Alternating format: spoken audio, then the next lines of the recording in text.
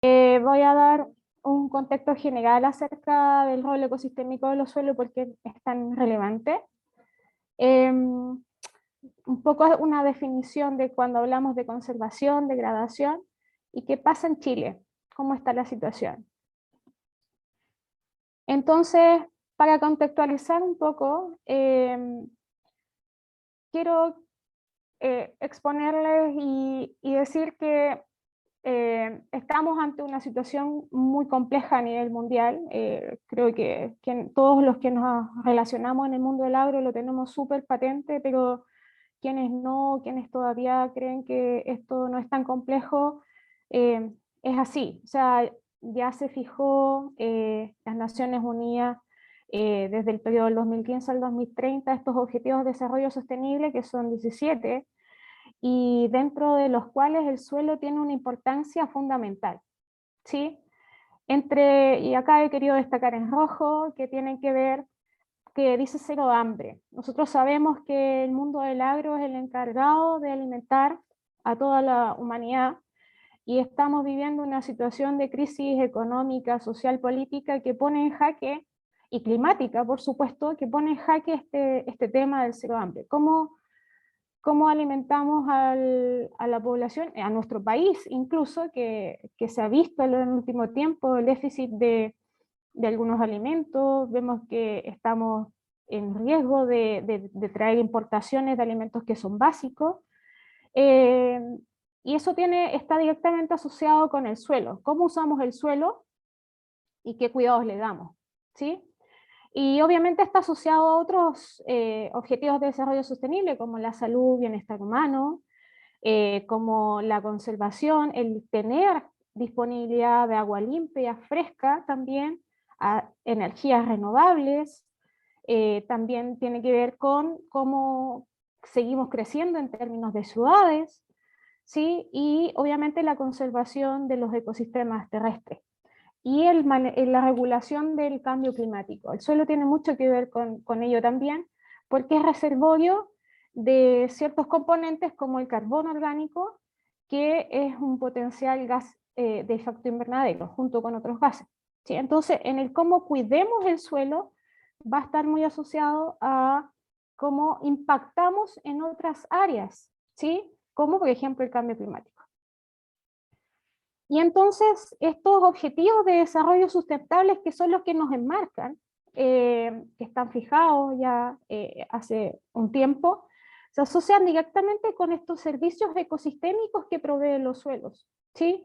Servicios como cambio climático, restauración, salud humana. Y estos servicios ecosistémicos están definidos como aquellos que le dan un bienestar al ser humano. Tener seguridad y calidad de agua, lo mismo en alimentos. A su vez, estos servicios se asocian a funciones que cumple el suelo, y entonces todos aquellos tenemos que ver, algo que ver con el estudio de los suelos, ya sea en términos agronómicos, ecológicos, de hidrología, en otras áreas de la ciencia, tienen mucha relevancia. Y aquí no es trabajo de algunos solamente, sino que debería ser el trabajo de todos los que eh, tenemos relación con la temática. Solo para ejemplificar un poquito, que estos servicios ecosistémicos que prestan los suelos van a estar, que los podemos agrupar, ¿sí?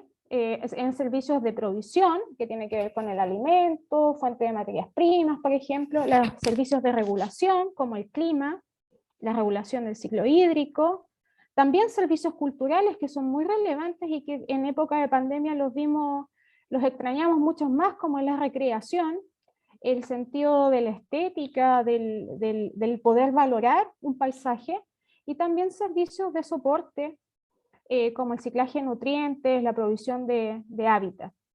Y acá yo he querido destacar un par de propiedades que son prácticamente comunes a todos los servicios ecosistémicos que cumplen los suelos, que por un lado es el contenido y calidad de carbono que los suelos pueden almacenar, y por otro lado la estructura del suelo y la biota que vive en él, ¿sí? Hay que recordar que en el suelo no es un material que es inerte, en él viven millones de organismos, algunos los vemos, otros no, los que llamamos microorganismos, por supuesto, y entonces ellos tienen una importancia fundamental en el cómo el suelo está funcionando. Tanto es así de que el contenido de carbono, y que muchos autores en el mundo, investigadores de alto renombre, la categorizan como una de las propiedades maestras, ya que determina prácticamente todas las otras propiedades y procesos que están ocurriendo en los suelos, tiene que ver con temáticas asociadas a la fertilidad de los suelos, el contenido de nutrientes, en el cómo este suelo se estructura, tiene que ver con la presencia de organismos como las lombrices, con procesos como la infiltración y la capacidad de almacenar agua. ¿Sí? Y a su vez también tiene una relación inversa con la densidad aparente, o sea, que puede dar una idea del grado de compactación o de pérdida o de cantidad de porosidad que tenga ese suelo. Por otro lado, en un contexto de seguridad que va en distintas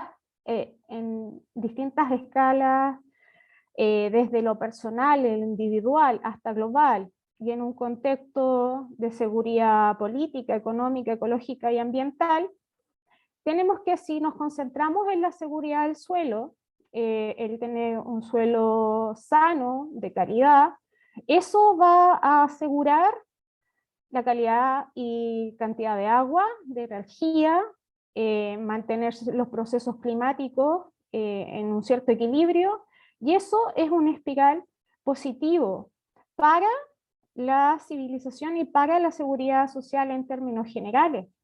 Entonces, si lo pensamos al revés, si tenemos un suelo de mala calidad, un suelo que no está sano, vamos a tener un espiral negativo en que no va a estar asegurada la calidad ni cantidad de agua, menos la seguridad alimentaria, y vamos a tener problemas incluso a nivel de emisión de gases con efecto invernadero. Entonces, ¿qué quiero dejar puesto sobre la mesa? De que el suelo es uno de los componentes más fundamentales de los ecosistemas, y si pensamos en los agroecosistemas, que es donde nosotros nos situamos en términos de nuestro rol dentro de la sociedad, es fundamental, ¿sí? De ahí parte la cadena, el proceso completo en términos agroalimentarios. También hay que pensar de que estamos en un contexto de cambio climático, y el escenario de cambio climático, según varios autores, y Chile no está ajeno a ello, y el sur de Chile tampoco lo está, así lo muestra la evidencia, en que van a haber mayores temperaturas, la intensidad y la frecuencia de lluvias va a estar alterada, van a haber eventos más intensos, más frecuentes, y eso va a traer consigo ciertas consecuencias, ¿sí? Y que pueden, por un lado, estas lluvias al ser más intensas, o sea, concentradas en menos tiempo, pueden provocar efectos erosivos mayores, y por otro lado puede haber un derretimiento más rápido de la nieve. Y hay que pensar que Chile, la provisión de agua viene principalmente de las montañas, y eso nos afecta directamente en términos de la seguridad del agua. Y ustedes dirán, bueno, ¿qué tiene que ver el suelo con la seguridad del agua si está asociado a que precipite, no directamente el suelo? Bueno, el suelo es el medio al cual ingresa el agua que precipita, si no escurre toda por los valles o en zonas que están sin suelo, escurre directamente y esa agua se pierde, no entra al sistema, no va a la recarga de napas subterráneas. Entonces, las cualidades que tengan los suelos en las distintas zonas donde precipita va a estar también asociada a cuánta recarga potencial puede haber de las napas subterráneas. Entonces, es importante en esos términos. Para ir avanzando en la temática propiamente tal, y teniendo en cuenta el contexto anterior, la conservación de suelos, si le damos una definición, entre comillas, sencilla, es un conjunto de técnicas que se han generado a lo largo de muchas décadas atrás. Esto no es un concepto nuevo para nada, y que tienen como objetivo reducir la pérdida de suelos para mantener cierto nivel de productividad económica, y esto en teoría indefinidamente, lo cual no es verdad. Y es un área multidisciplinaria de las ciencias del suelo y que obviamente convergen otras ciencias, no solo la ciencia del suelo, la hidrología, por ejemplo, la climatología, el área de las ciencias forestales, etc. Y entonces tenemos acá un tema clave, la pérdida de los suelos. Y por otro lado tenemos el concepto de degradación, que es un conjunto de procesos que tienden a perder la funcionalidad de los suelos y que se reduce su capacidad actual y o futura de sostener la vida, es decir, su calidad. Entonces tenemos estos dos conceptos, pérdida por un lado de la existencia del suelo y por otro lado la pérdida de la funcionalidad de los suelos. Entonces están directamente relacionados estos dos conceptos.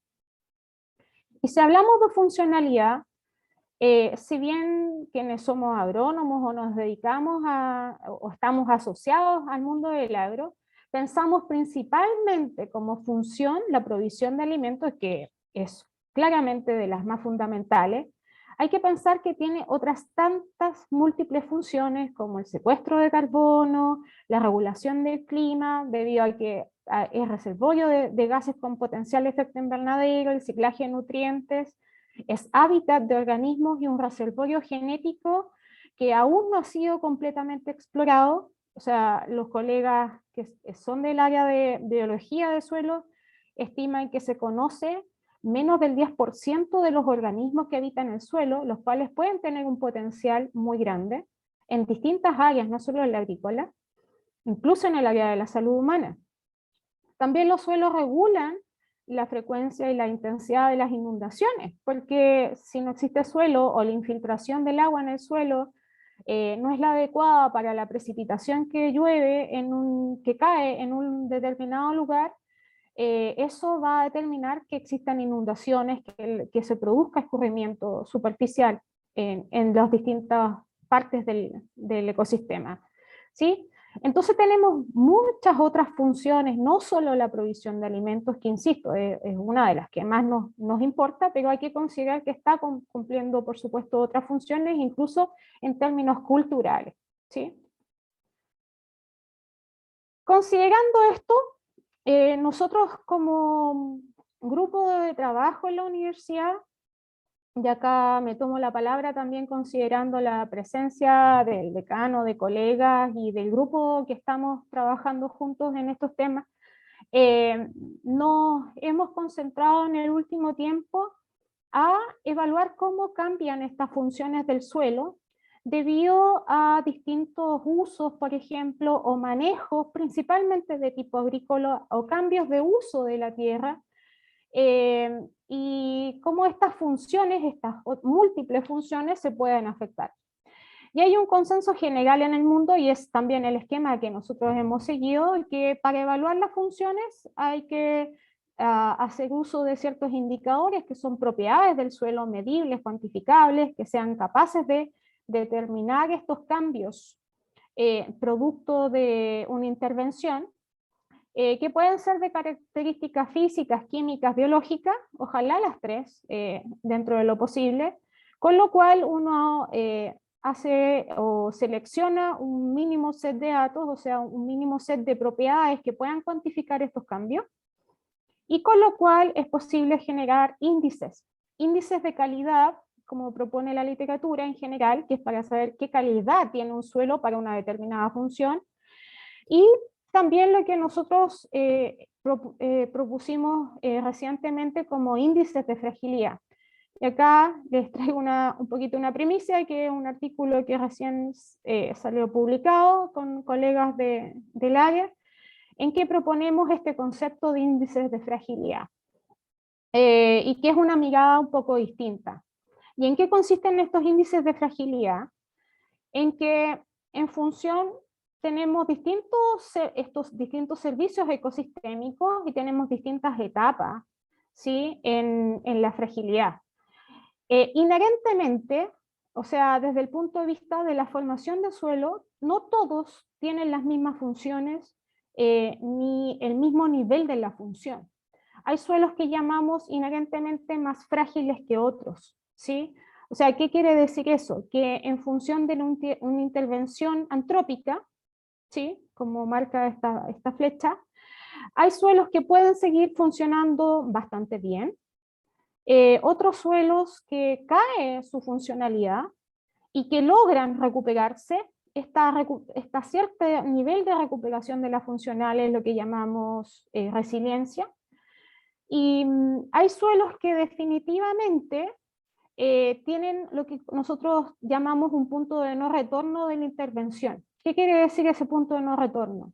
Que cuando los intervenimos, cambiamos su uso o hacemos un manejo extremadamente drástico, la función se altera a tal nivel que no es capaz de seguir realizándola.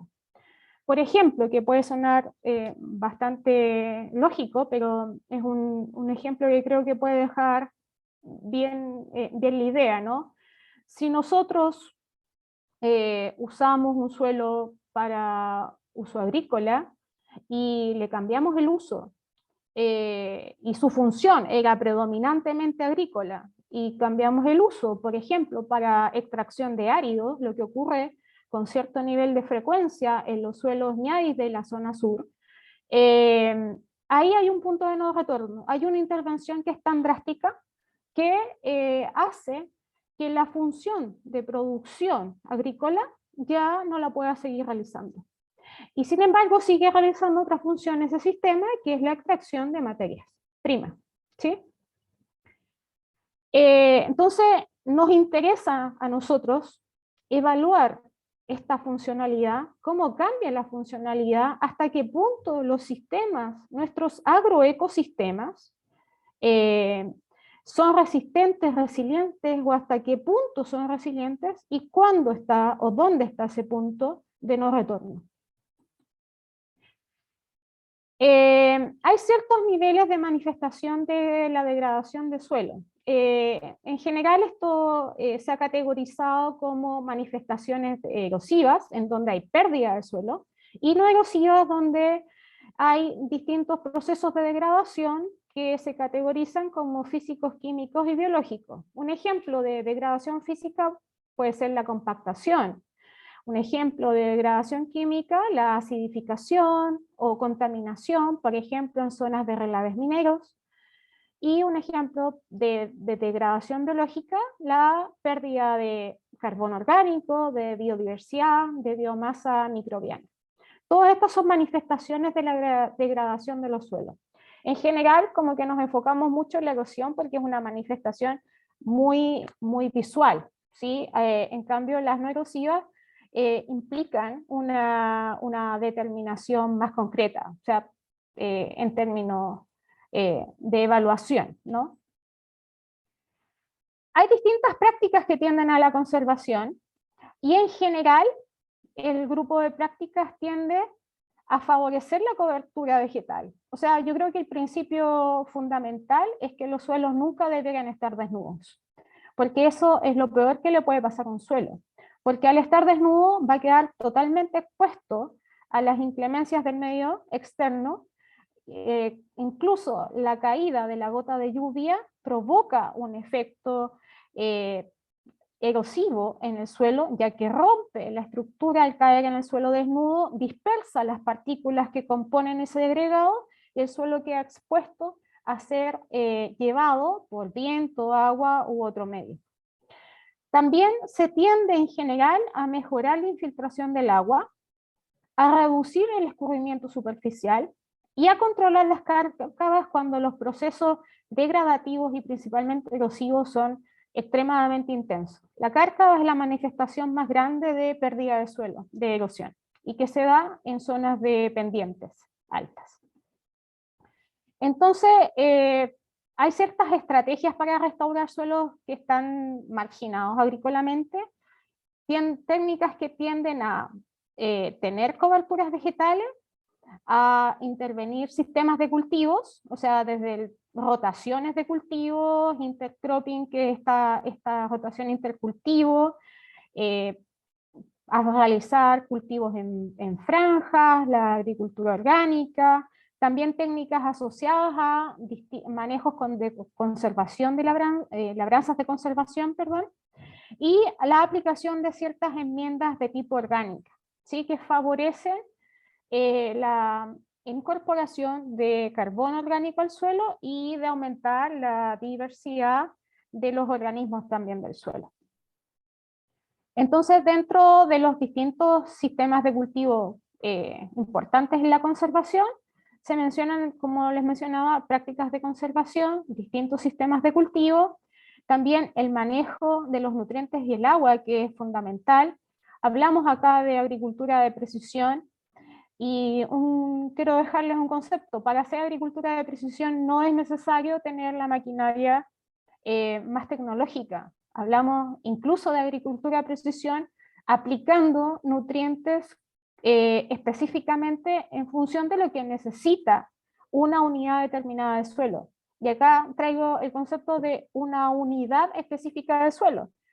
Y que no tratemos el sistema como si fuera todo homogéneo. Los suelos, por concepto, son lo más heterogéneo que existe. Y la agricultura tradicional tiende a tratarlos como si fueran unidades homogéneas. Eso facilita las labores agrícolas, sin duda. Pero si queremos mejorar nuestras prácticas, debemos aplicar o manejarlas en función de su diversidad también, ¿sí? Y también prácticas que tienden a controlar los procesos erosivos. Acá hay un ejemplo simplemente de cómo mejoran algunas propiedades con cobertura de cultivos en un tratamiento sin y con cobertura, y cómo mejoran algunas propiedades físicas como el diámetro medio de los agregados, que es una medida de estabilidad de la estructura, la conductividad hidráulica, la densidad aparente disminuye también la resistencia a la penetración, que es una medida también un poco para saber si el suelo está compactado o no, y la macroporosidad, que es fundamental para el proceso de aireación del suelo, ¿sí? También hay ciertas consecuencias de, por ejemplo, el uso de la labranza cero versus el uso de la labranza convencional. Esto entendiendo el uso de labranza cero con manejo de rastrojos, sin quema de los rastrojos. Esto reduce la erosión, ya que se disminuye completamente el escurrimiento, mejora ciertas condiciones físicas, aumenta el contenido de materia orgánica, hay un reciclaje mayor de nutrientes, disminuye la evaporación, o sea que el uso del agua, la eficiencia en el uso del agua mejoraría, ya que si estamos disminuyendo el componente de evaporación, estaría quedando más agua disponible para que las plantas que nos interesa la transpiren y eso se traduzca en un aumento en la producción de biomasa. Y así otros beneficios que tienen estas prácticas de conservación. Se entiende que son sistemas complejos o prácticas quizás complejas de realizar, quizás no son aplicables en todas las situaciones, por eso hay que evaluarlo en el escenario en el cual uno está trabajando. Acá me es difícil hablar de recetas o de recomendaciones generales. Yo le digo a los estudiantes, tratemos de eliminar el concepto de las recetas en general, no podemos seguir usando recetas, ¿sí?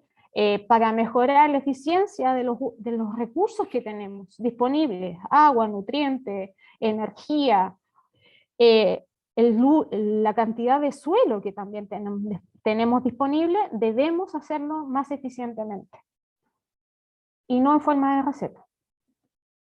¿Sí? Y también hay otras prácticas como el uso de las franjas buffer en conservación de suelos y agua, ¿sí? Y que ellas tienden a aumentar la estabilización, disminuir la erosión y mejoran algunas propiedades del suelo como la infiltración, la materia orgánica, la estructura.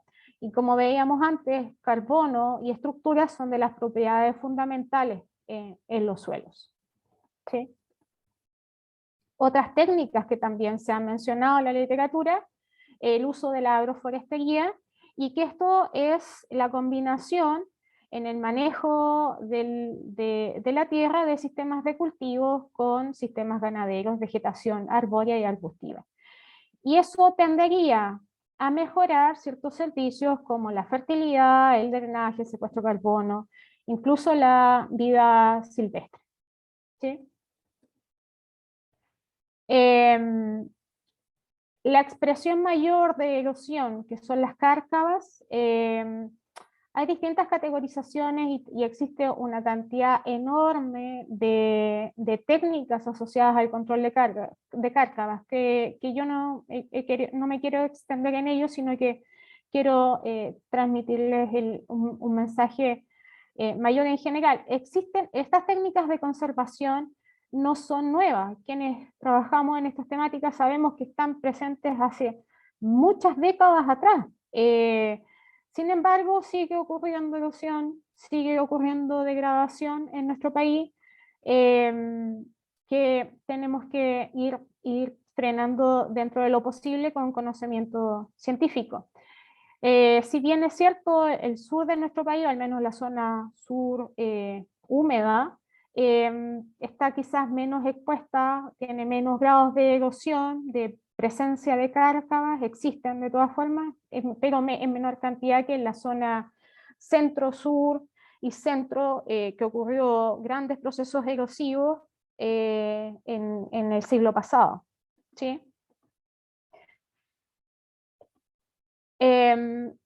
Continuando, quiero hablarles de cómo vemos la situación en Chile, ¿sí? Y aquí les voy a plantear un poco una mirada media personal, en términos de lo que hemos visto.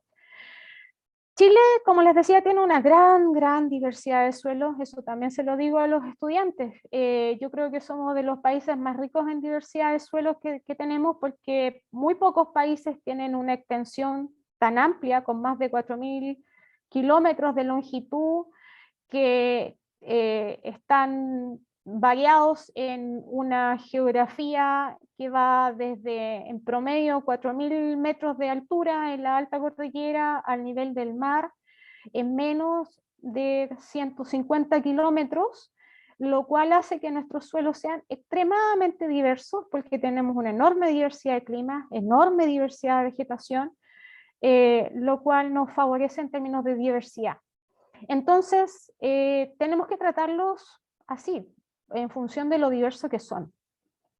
En nuestra zona sur, ¿sí? Sur, centro, sur, además tenemos una enorme diversidad de suelos volcánicos, ¿sí? Suelos de origen volcánico, que podemos catalogarlos como andisoles, ultisoles, algunos alfisoles incluso de origen volcánico, los ñadis, que son un caso especial de andisol, pero tenemos una enorme diversidad también de grupos de suelos volcánicos. Entonces, y que tienen unas cualidades extremadamente particulares, y nuestra superficie productiva está principalmente dominada por estos tipos de suelos, más del 60% del área productiva en Chile. Sin embargo, son menos del 1% de los suelos del mundo. Entonces, dada esa situación tan desbalanceada respecto a lo que hay en el mundo, con lo que tenemos nosotros, la información derivada de suelos volcánicos proporcionalmente es mucho más baja. Entonces nosotros tenemos la misión de generar esta información. Dado el contexto anterior, tenemos una enorme variabilidad de suelos. En nuestra zona sur, enorme variabilidad de suelos volcánicos. Y que una de las grandes cualidades de los suelos volcánicos es que son extremadamente productivos, porque en general son suelos profundos, bien aireados, con una buena capacidad de almacenar agua. Tenemos que pensar qué está pasando con ellos, qué riesgo están teniendo actualmente. Perdón. Dentro de la información que dice la literatura acerca de los principales problemas de degradación de suelos inducidos por el hombre en Chile, está la urbanización descontrolada,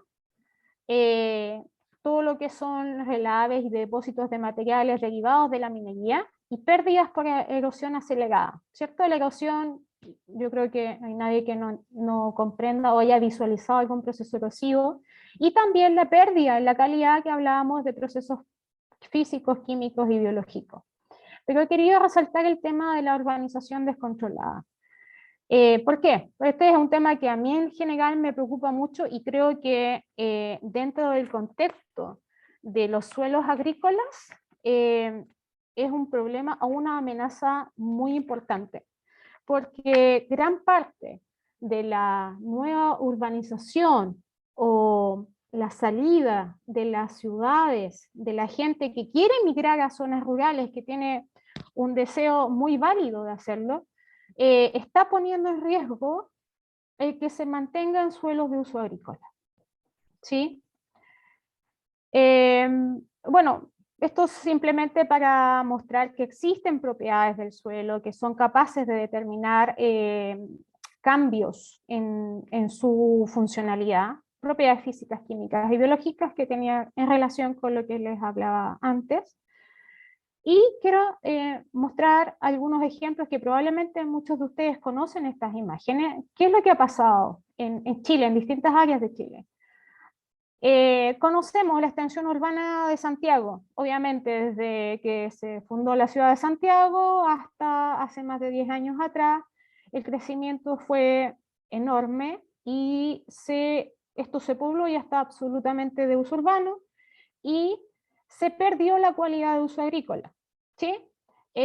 Porque lo traigo a colación, este escenario quizás obviamente ustedes lo conocían, pero están en los mejores suelos del país. ¿Sí? La categorización, no de calidad, sino que actualmente en Chile se ocupa el concepto de clases de capacidades de uso, que se asocia solamente con el tema productivo de los suelos. ¿Sí? No abarca los conceptos de la funcionalidad de los suelos, que les mencionaba antes. Esas múltiples funciones que están cumpliendo los suelos, como reservorios de agua, de biodiversidad, de regulador de los gases de efecto invernadero. No es, el concepto de clase de capacidad de uso no involucra estas otras funciones, solamente el término productivo. Y solo considerando ese término productivo, esto eran de la mejor categorización, o sea, estábamos hablando de los suelos clase capacidad de uso 1, 2. Gran parte de los suelos de la región metropolitana tenían esa categoría y ahora están urbanizados. Bueno, eso pasó, se concentra la mayor cantidad de la población en esa zona del país. Sin embargo, eso, y yo lo veo como una amenaza hacia el área agrícola, es que esto ha cambiado también, se ha movido hacia la zona sur. ¿Cómo ha sido el cambio de uso de la tierra? En la zona sur, bueno, sabíamos que hasta antes de la llegada de los colonos, esto era principalmente bosque, lo cual fue cambiando hacia zonas de praderas de producción agrícola y también zonas de cultivo.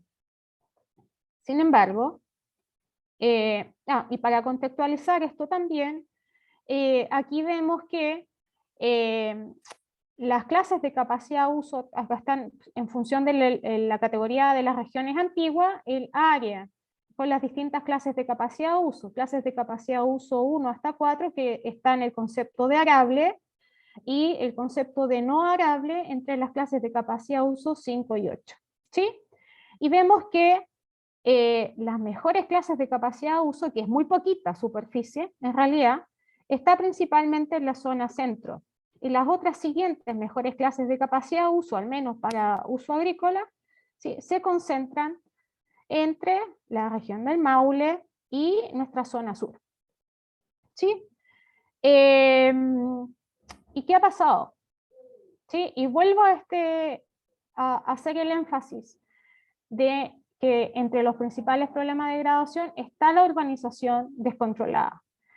Esta es información de SIGEN del año pasado, en que da cuenta de las regiones con mayor cantidad de parcelas de agrado, ¿cierto? La región metropolitana, que es reflejo de la información que les mostraba anteriormente, la región de Coquimbo, que también es una región que tiene una importante actividad agrícola, ¿cierto? Los valles productivos, los valles interiores, Valle del Elqui, del Limarí, etc. La región de O'Higgins, la región del Maule, la región de Valparaíso, ¿cierto? Tenemos la región del Biobío, la región del Ñuble, lo que antes era la antigua octava región. Entonces, este fenómeno de las parcelas de agrado ha ido expandiéndose fuera del área más urbana, más central, como era la región metropolitana, hacia la zona norte y hacia la zona sur. ¿Sí? Acá quiero mostrarles un ejemplo que hicimos con un estudiante de agronomía de la universidad en colaboración con el SAC. ¿Cómo ha sido la subdivisión predial en la región de Los Ríos? Solamente se consideraron estas 4 comunas en un periodo entre el año 2008 y el 2020. ¿Sí? Cómo ha ido aumentando el número de solicitudes de subdivisión predial en estas distintas comunas. Como ustedes ven, hay una clara tendencia al aumento de subdivisión predial, lo que puede ser preocupante. Si pensamos en la cantidad de lotes resultantes de esas solicitudes de subdivisiones, también ha ido aumentando en el tiempo, notoriamente, y esto es significativo. Perdón. Y lo que es más preocupante de esto es que más del 50% de estos lotes resultantes están en la categoría menor a 0.6 hectáreas o entre 0.6 a 1 hectárea.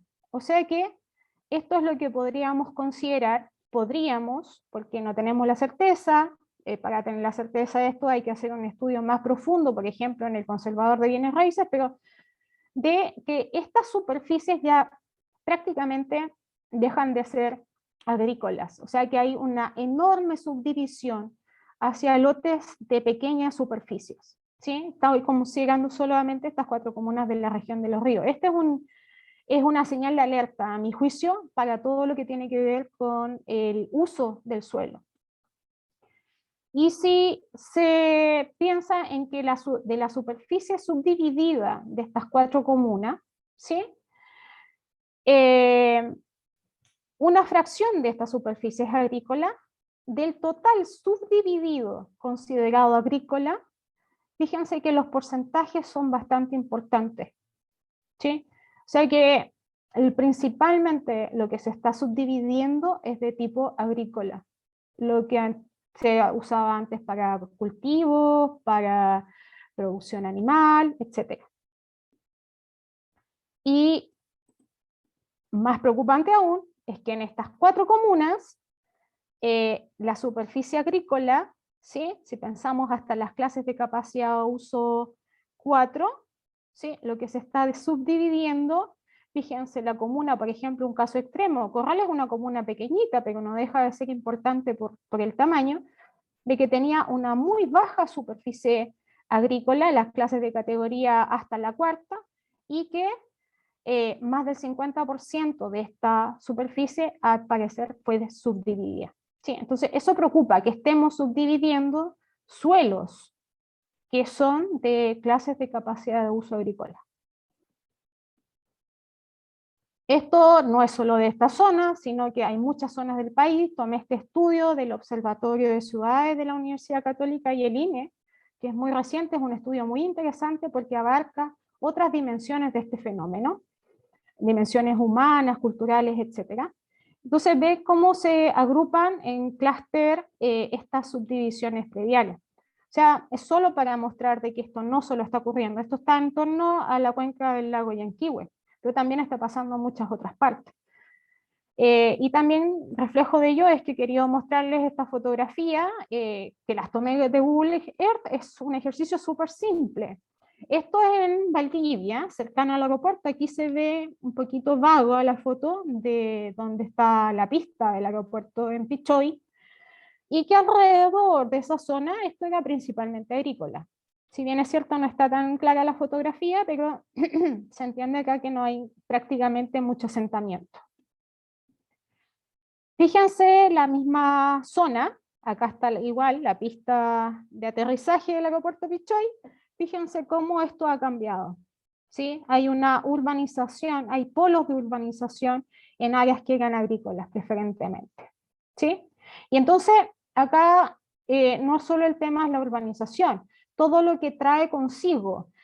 Acá hay muchas de estas zonas que no tienen seguridad del agua, ¿sí? Porque naturalmente no hay agua, o hay agua habría que hacer pozos muy profundos, o pueden haber vertientes que no tengan agua todo el año. Entonces, está asociado al tema de la seguridad del agua, al fraccionamiento de los posibles bosques que existan, y que el fraccionar el bosque pierde su funcionalidad como tal. Tenemos entonces problemas con la vida silvestre.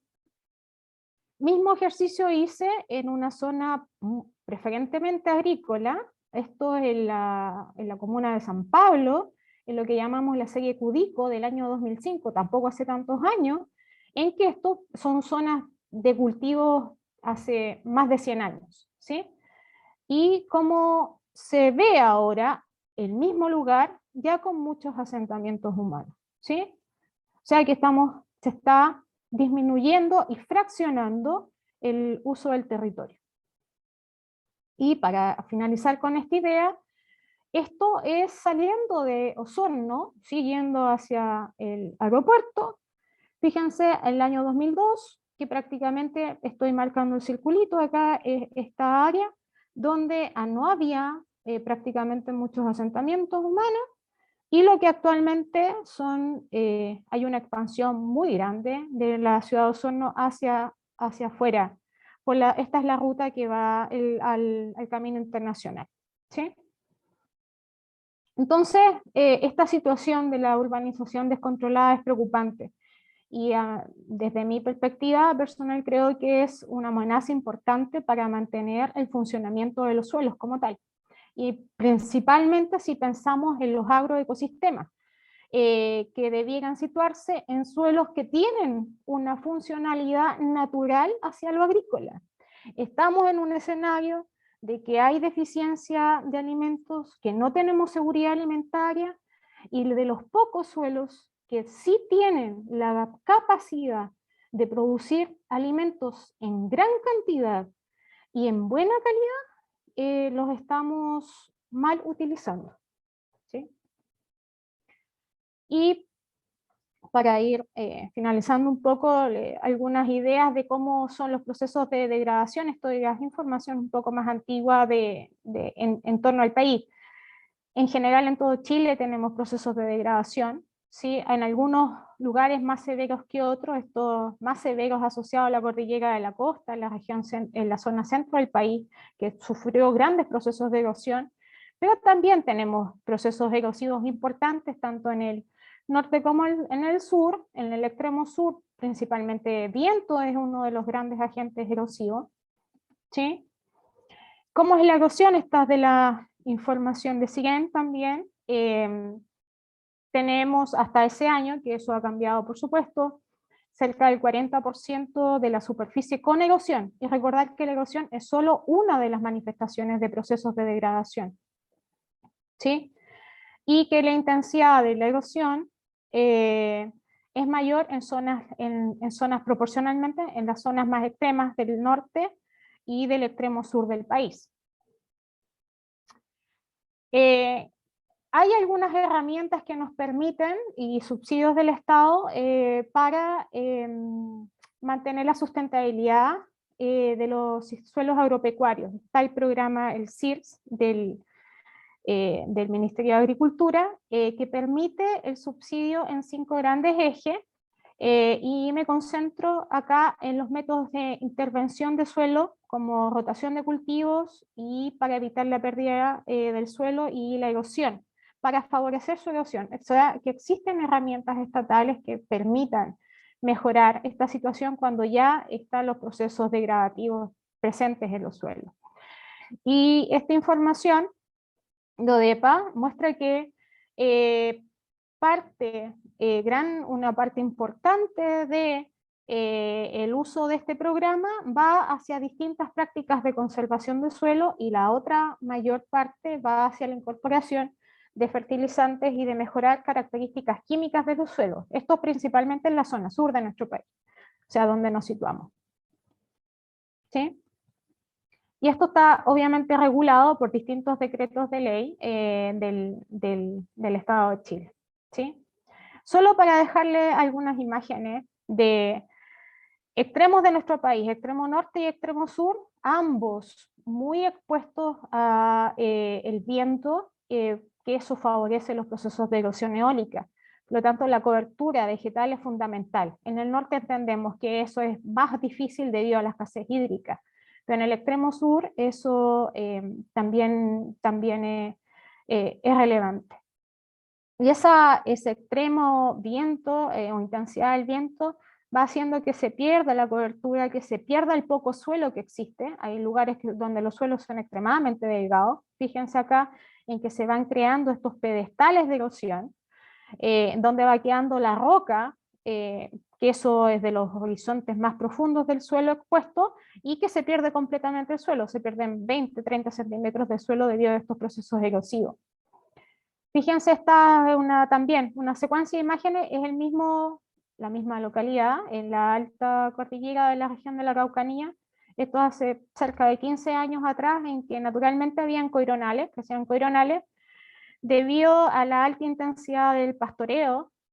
Son zonas muy frías, muy ventosas también, expuestas a la erosión eólica, que si la cobertura vegetal sale del sistema, por la razón que sea, en este caso por intensidad del pastoreo, se va a perder la cobertura y se pierde el suelo, ¿sí? Llegando a exponerse el material parental, que en este caso es la piedra pómez, finalmente, ¿sí?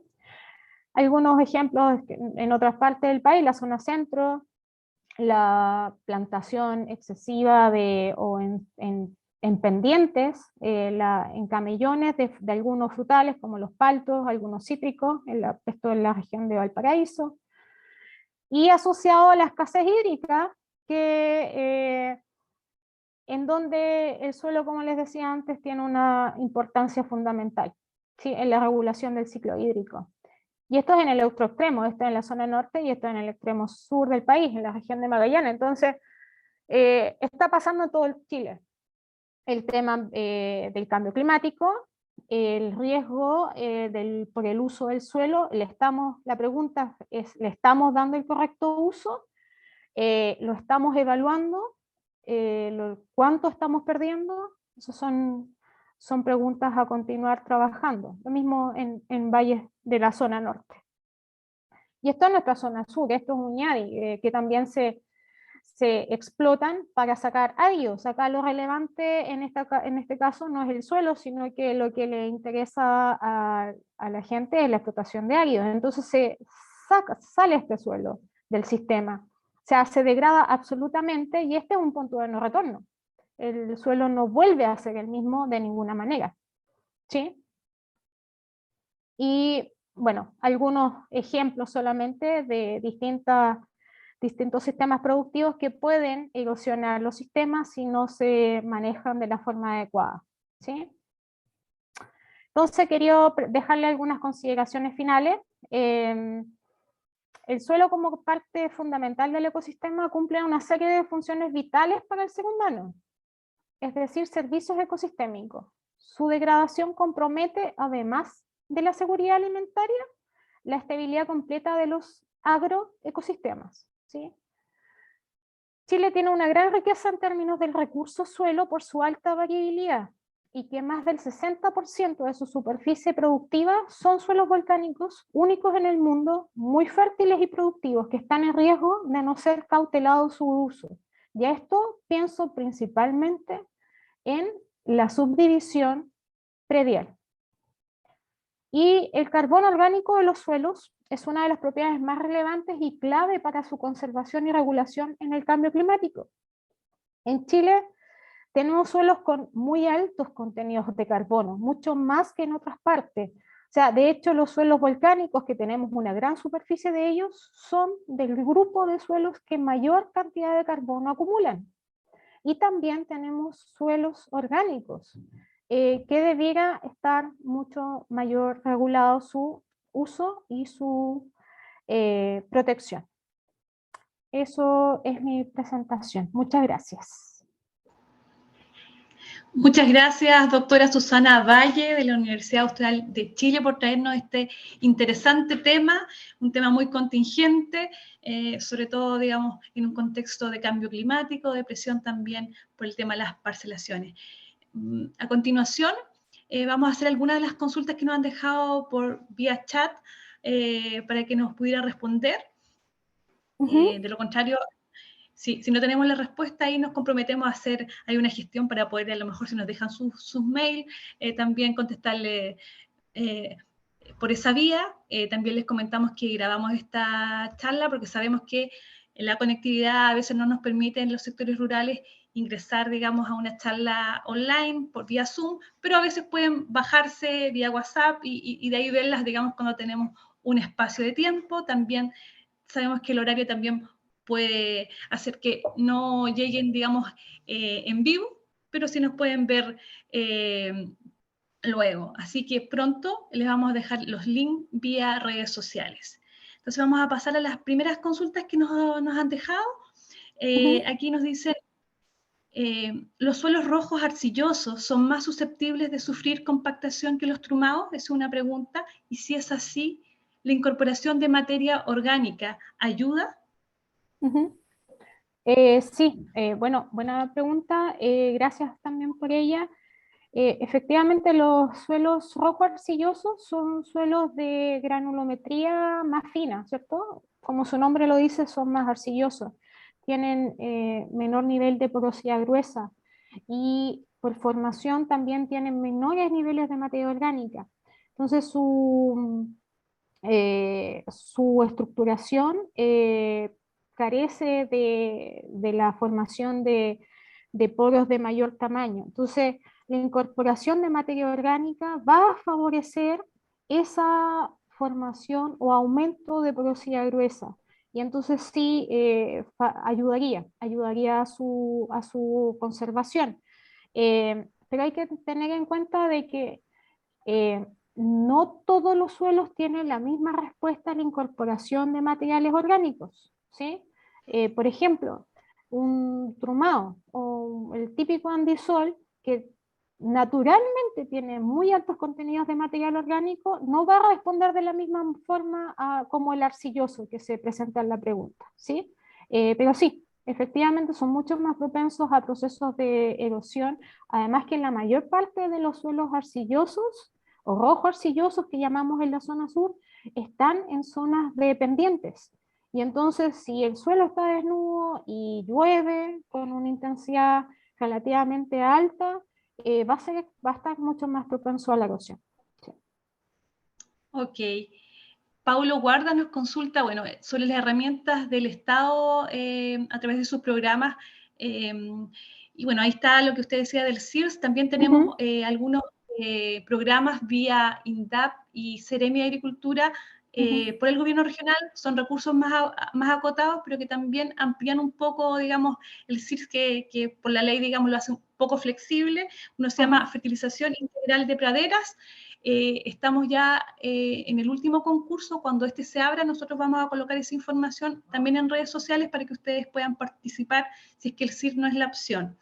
Pero también le pregunta qué otras prácticas, como las mencionadas, más allá de la aplicación de fertilización y labranza convencional, usted recomienda, digamos, además de las que ya trae el CIR. Dice que,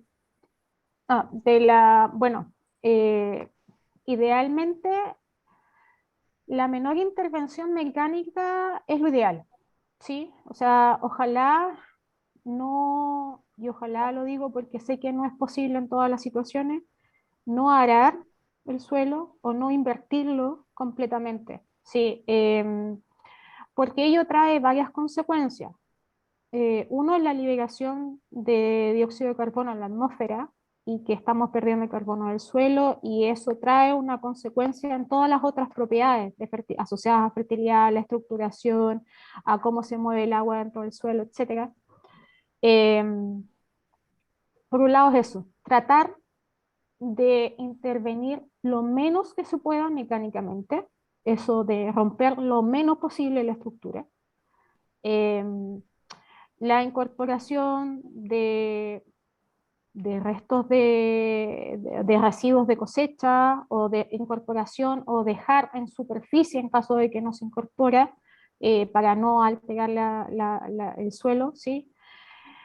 Eh, aplicaciones de otro tipo de enmiendas orgánicas, ojalá no quemar residuos, ¿sí? Porque estamos perdiendo nutrientes además del efecto hacia la atmósfera que estamos ocasionando. O sea, hay varias prácticas asociadas. Algunas tienen, obviamente esto está asociado al tema económico, a cuánto el agricultor en su condición puede invertir en estas prácticas. Uno podría darle un listado de actividades, pero en realidad eso se tiene que adecuar al productor, al nivel en el que está trabajando el productor. Perfecto. Por aquí también dice, ¿qué piensa usted del uso del guano rojo en labores de conservación de suelo? Esto estaba incorporado en el CIR del Minagri, pero se eliminó bajo, digamos, el argumento de que es demasiada, que la región de los lagos tiene demasiada materia orgánica en los suelos. Por lo tanto, no respondería a esta práctica. ¿Tiene ahí alguna visión respecto a eso?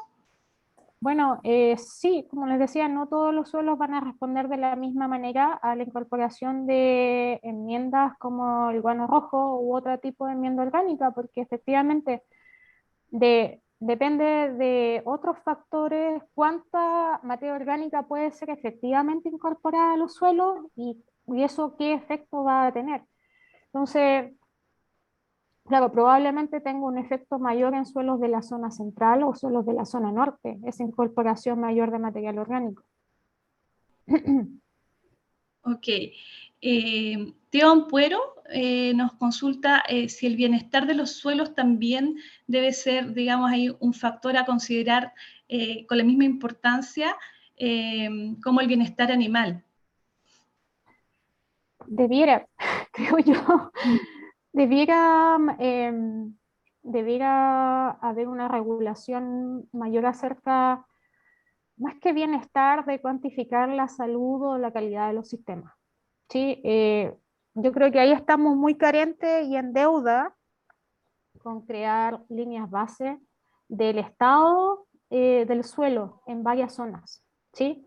Estamos cambiando el uso, en muchos casos irreversiblemente, del suelo sin saber lo que hay, ¿sí? Y por ejemplo, lo que mencionaba, la extracción de árido en algunas condiciones de suelo y que también se da mucho en suelos de la zona centro, ¿no? Generar líneas base, saber en qué estado está el suelo, ¿sí? Para saber si lo que estamos haciendo lo está mejorando o lo está degradando. La única forma de saber si una práctica o un cambio de uso mejora o degrada es tener una línea base. Y creo que en eso tenemos carencia aún en Chile. Hay obviamente estudios, pero son más localizados. No hay una línea base general del Estado de la funcionalidad de los suelos en todo el país. Perfecto. Alejandro Barbosa dice, hola profesora Susana, no sé si será su profesora o fue su alumno, dice, agradecido por tu excelente presentación. Pregunta, ¿se sabe del gran desafío que hay ante el cambio climático y la necesidad de descarbonizar la economía global, además de reducir el CO2 de la atmósfera? En términos de conservación de suelo, ¿cuál es tu opinión en la relevancia de la agricultura regenerativa como elemento de mitigación del cambio climático? Una pregunta, gracias Alexandro. Sí, Alexandro es estudiante acá de la facultad del doctorado en ciencias agrarias. Efectivamente, está trabajando en esa temática de carbono. A ver, yo creo que los suelos son importantísimos en lo que tienen que ver con la descarbonización o el secuestro de carbono, ¿sí? De hecho, hace varios años atrás se generó en la COP que ocurrió en París, perdón, la iniciativa 4x1000, que señalaba que si todas nuestras prácticas tendieran a aumentar el contenido de carbono de los suelos a una tasa de 4 por 1000 o de sea 0,4%, podríamos mitigar el cambio climático, o sea, disminuir las emisiones de CO2 a la atmósfera e incorporarlas al suelo. ¿Y por qué al suelo? Porque el suelo es el principal reservorio de carbono terrestre. No son los bosques, no es la biomasa, es el carbono que está dentro de los suelos. Entonces los suelos tienen una capacidad intrínseca de almacenar carbono. Entonces, claramente sí tenemos algo que hacer en ese tema. Respecto a la agricultura o a la ganadería regenerativa, yo creo que está eh, aún en estudio, porque se habla de que deben dejarse zonas en rezago, mantener los ambientes más en condición natural. Eso no siempre es factible por términos de superficie, de intensidad del uso del terreno. Entonces, no creo que sea la única alternativa y aplicable en todos los casos. Insisto, igual como, por ejemplo, yo soy hincha de la cero labranza, pero sé que la cero labranza no se puede aplicar en todas las condiciones, ¿sí? Por temas económicos, por el tamaño de agricultor, etcétera. Existen múltiples razones, pero creo que es una de las estrategias a usar. Por eso es importante evaluar cada condición y cada productor en su contexto. Y aunque sea majadera, sacar la receta. Perfecto. Por acá, Chucaos nos pregunta, dice, consulta, ¿qué importancia le da al programa CIR? ¿Cree que ha recuperado suelo? Porque favorece en forma desproporcionada las aplicaciones de superfosfato triple en desmedro del programa de conservación. Bueno, si pensamos en la información que les mostraba de la distribución, no tengo una información más actualizada, pero del gráfico de torta que les mostraba, prácticamente la mitad, más del 40 y algo por ciento, va hacia el área de recuperación o conservación de suelo, y prácticamente la otra mitad, ¿cierto? Con unos menores porcentajes, va efectivamente a la aplicación de fósforo y aplicación de enmiendas para disminuir las acidez de los suelos. Entonces, en ese sentido, quizás no está tan desproporcionado, ¿sí? Pero sí, hay un uso muy importante, sobre todo, como les decía, en la zona sur, del uso de esta herramienta para la fertilización. Y eso tiene una razón de ser, dado que naturalmente estos suelos tienen una muy alta retención de fósforo. Es distinto a los suelos de la zona norte o zona central, que haciendo aplicaciones mucho menores del superfosfato, por ejemplo, va a obtener rendimientos similares o equivalentes. No similares porque son distintas condiciones climáticas también, pero eh, tiene que ver con la naturaleza de los suelos, que tienen una muy alta retención y son más ácidos también, se entiende. Pero sí hay que mejorar en sentido de que las aplicaciones deben ser más ajustadas, ¿sí? La cantidad a aplicar debe ser ajustada. Gracias. Voy a ir priorizando algunas consultas por el tiempo y además porque ya algunas ya las ha respondido en base, digamos, a las consultas que se han hecho anteriormente. Jorge nos consulta por el guano rojo, cómo se comporta en suelos rojos arcillosos. No sabría contestarte, Jorge, porque no he visto información al respecto en rojos arcillosos. Si fueran suelos acá de la zona, me imagino que tendría un efecto positivo, pensando principalmente en la estructuración, más que en un aporte de material orgánico. Eh, pero desconozco, no tengo evidencia, la verdad. Sí. Y por acá preguntan cuál debería ser el uso del rotovator en la preparación de suelo. Uf, yo creo que en caso extremo de suelos extremadamente duros que tienen arcillas muy complejas de tratar, porque el rotovator lo que hace es disgregar absolutamente el suelo, lo muele, y eso va en contra de lo que pensamos en tener una estructura estable. ¿Y por qué pensamos en tener una estructura estable en los suelos? Porque dentro de la estructura tenemos carbono almacenado, hay organismos, está la porosidad que permite un flujo continuo de agua y aire, y si rompemos esa estructura, se va a perder eso. Entonces, chuta, yo no soy muy amiga de la técnica o de la práctica del uso del rotovator en específico, porque destruye absolutamente la estructura del suelo. Ok, Felipe Sánchez hace alusión a que estamos en un contexto donde la ley CIR se va a comenzar primero vence, digamos, lo que actualmente conocemos y probablemente venga una discusión en torno a un nuevo programa. La academia va a participar en esas discusiones. ¿Han sido contactados, Susana? ¿O todavía Sí. estamos...? ¿Sí? Ya. Sí, a través de Cuéntame. distintos académicos, al menos de nuestra casa de estudios, sí, la academia está participando fuertemente en estas temáticas. Además que la academia también ha sido impulsora, junto con el SAC, otras entidades sociales como ONG, de generar este proyecto de ley marco de protección de suelo. Entonces la academia sí está participando fuertemente en estas áreas. Perfecto. Vamos terminando ya con esta sesión de consultas. Teón Poros nos dice si hay que ver, digamos, al suelo también como un organismo vivo, digamos, y con respiración, capaz de almacenar carbono. Por ahí Eduardo también nos pregunta cómo se puede alertar sobre las malas prácticas, digamos, en torno al suelo, también para loteos o parcelaciones. Bueno, ahí hay un importante, digamos, diálogo que hay que hacer con los organismos, en el caso nuestro, digamos, a través del SAC y CONAS, dependiendo, digamos, el caso a caso. Sí, sí. Bueno, sí, el suelo debiera ser negado como que aloja o alberga vida. Eso es así. Y que el suelo tiene sus funciones porque hay vida en él también. Si no, no sería suelo, sería un material inerte. Y respecto al tema de las parcelaciones, hay que poner una red, una alerta roja absolutamente, desde mi visión personal como académico, hay que poner una red, totalmente una alerta roja al respecto.